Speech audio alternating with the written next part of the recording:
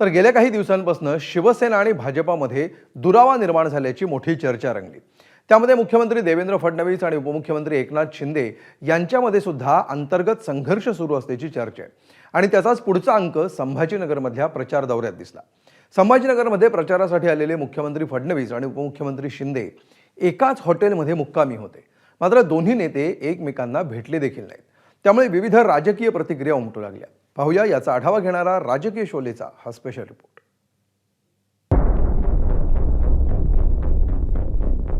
एका शहरात, हे शहर म्हणजे छत्रपती संभाजीनगर। एकाच हॉटेलमध्ये, हे हॉटेल म्हणजे रामा इंटरनॅशनल।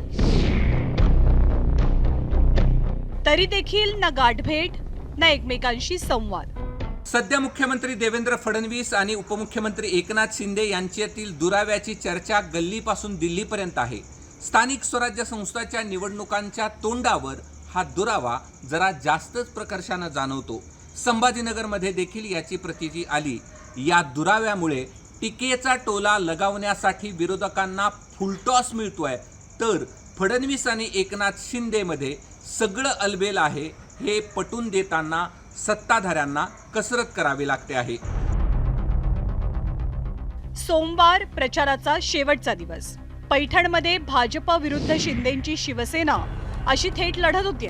त्यामुळे मुख्यमंत्री देवेंद्र फडणवीस आणि उपमुख्यमंत्री एकनाथ शिंदे दोघांना सुद्धा पैठणच्या आपापल्या सभा गाजवायच्या होत्या। दोन्ही नेते रविवारी रात्री संभाजीनगरच्या हॉटेल रामा इंटरनॅशनलमध्ये मुक्कामी थांबले। एकनाथ शिंदे 11:15च्या सुमारास हॉटेलमध्ये पोहोचले, तर देवेंद्र फडणवीस सुरुवातीला एका लग्नाला उपस्थित राहिले आणि मग मध्यरात्री 1:30 वाजता ते हॉटेलमध्ये आले। शिंदेंसाठी दुसऱ्या मजल्यावरची 248 क्रमांकाची खोली बुक होती, तर फडणवीसांचा मुक्काम तिसऱ्या मजल्यावर 325 क्रमांकाच्या रूममध्ये होता। दोघांमध्ये फक्त एकाच मजल्याचं अंतर, पण तरी सुद्धा दोघांची भेट काही झाली नाही। आता ही भेट झाली नाही की ती जाणून बुजून टाळली गेली, अशा अनेक चर्चांना जोरदार उधाण आलंय।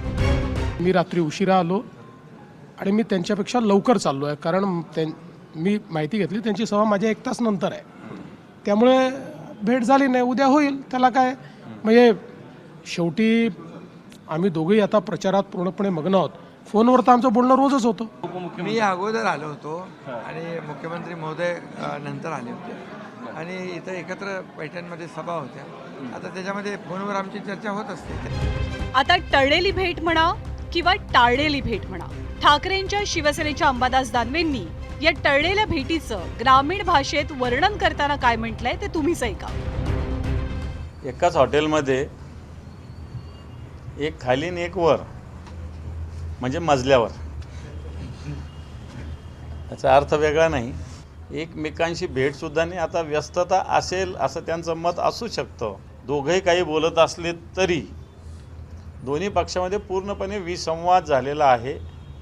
दोन्ही पक्ष एकमेकाच्या जीवावर उठलेले आहेत। दोन्ही पक्ष प्रचारामध्ये सुद्धा एकमेकावरच टीका टिप्पणी करतात।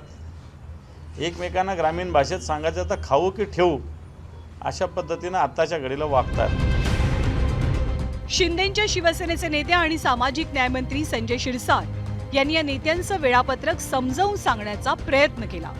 8-8 सभा 10-10 सभा हे नेते लोक घेतात आणि आल्याबरोबर थोडासा रेस्ट पाहिजे आणि आपण सकाळी भेटूया अशा भावनेतून फक्त त्यांची भेट झालेली नाही।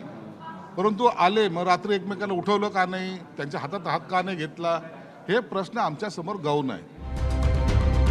देवेंद्र फडणवीस आणि एकनाथ शिंदे या दोन नेत्यांमधल्या दुराव्याचं वेळोवेळी दर्शन घडतंय। मग बिहारमधला नितीश कुमारांचा शपथविधी असू दे किंवा मुंबईतला सामाजिक कार्यक्रम, आता हा दुरावा फक्त स्थानिक स्वराज्य संस्थांच्या निवडणुकांपुरता मर्यादित राहणार की निवडणुकीनंतर वेगळं रूप धारण करणार हे पाहावं लागेल। कृष्णा केंडे, एबीपी माझा, छत्रपती संभाजीनगर। एबीपी माझा, उघडा डोळे बघा नीट।